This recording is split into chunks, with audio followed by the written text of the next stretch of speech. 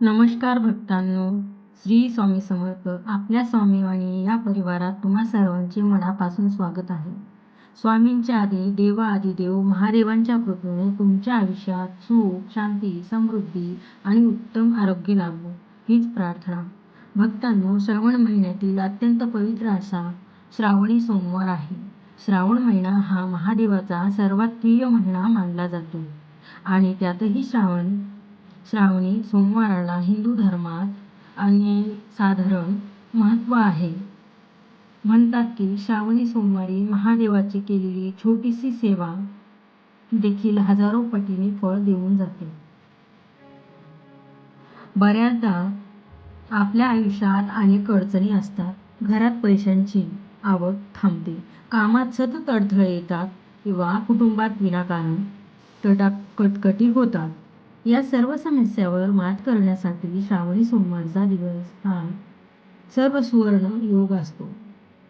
आजच्या या व्हिडिओमध्ये मी तुम्हाला असा एक अत्यंत सोपा आणि अचूक उपाय सांगणार आहे, जो तुम्ही सोमवारी सकाळी करायचा आहे. सोमवारी महादेवाला जल अर्पण करताना किंवा पूजा करताना ही एक वस्तू नक्की पहा. त्यामुळे तुमच्या आयुष्यातील सर्व संकटे, दुःख आणि दारिद्र्य दूर होईल.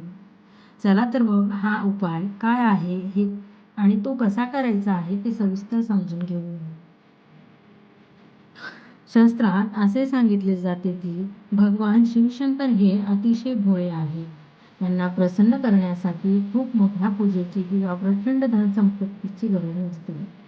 ते फक्त एका तांब्या पाण्याने आणि भक्तीने प्रसन्न होतात. म्हणूनच त्यांना भोलेनाथ असे म्हटले गेले आहे. श्रावणी सोमवारी महादेवाची पूजा केल्याने आणि शिवमूठ वाहिल्याने पूर्वजन्माचे दोष आणि जन्मोजन्माचे दारिद्र्य नष्ट होते. जर तुमच्यावर कर्जाचा डोंगर असेल किंवा घरात शांतता नसेल तर उद्याच्या श्रावणी सोमवारी तुमच्यासाठी एक नवीन सुरुवात ठरू शकते. आता नीट लक्ष देऊन ऐका. श्रावणी सोमवारी तुम्हाला काय करायचे आहे? सकाळी आंघोळ करून संकल्प करा.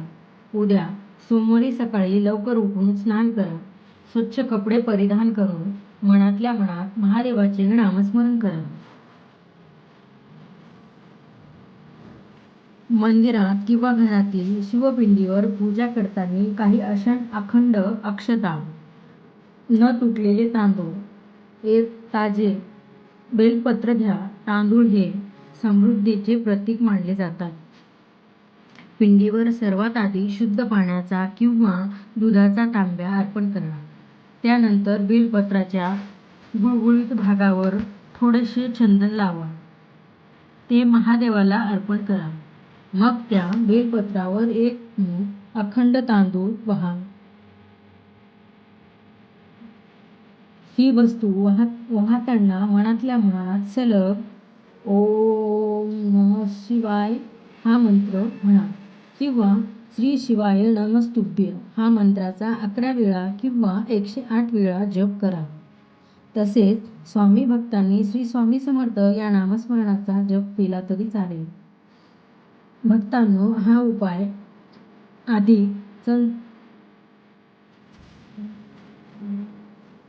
केल्याने तुम्हाला खूप काही फायदे मिळतील.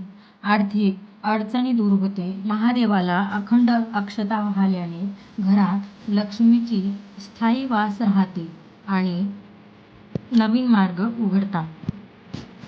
इच्छापूर्ती होते.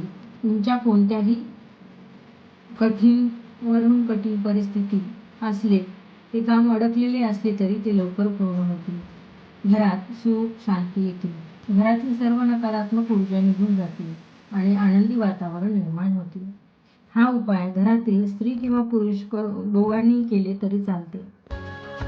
या उपायासोबत जर तुम्हाला शक्य असेल तर उद्या सोमवारी शिवमूठ वाहण्यास विसरू नका आणि दिवसभरात कोणालाही उपाशी ठेवू नका. एखाद्या गरजवंताला अन्नदान करणे हे महादेवाचे अतिशय प्रिय आहे.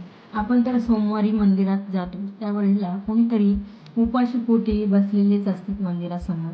त्यांनाही आपण अन्नदान करू शकतो. भक्तांनो, श्रद्धेने आणि निष्ठापूर्वक केलेली शिवपूजा तुमचे नशीब बदलू शकते आणि महादेवावर पूर्ण विश्वास ठेवून हा उपाय नक्की करा.